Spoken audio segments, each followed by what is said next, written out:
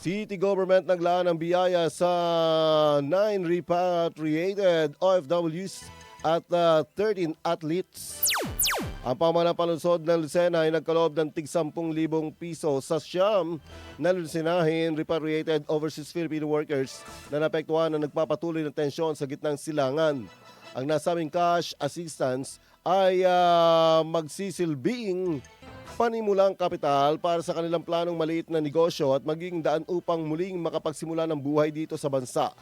Bahagi umano ng pagkilala ng LGU Lucena sa mahalagang ambag at di matatawarang sakripisyo ng mga OFW.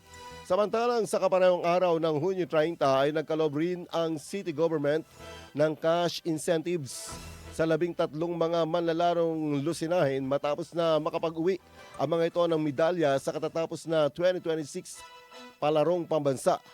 Personal na inabot ni na Mayor Mark Alcala at Vice Mayor Roderick Dondon Alcala ang 7,000 pesos na sa nakakuha ng gold medal, 5,000 piso naman para sa nagtamo ng silver medal at 3,000 piso naman para sa nagkamit ng bronze medal.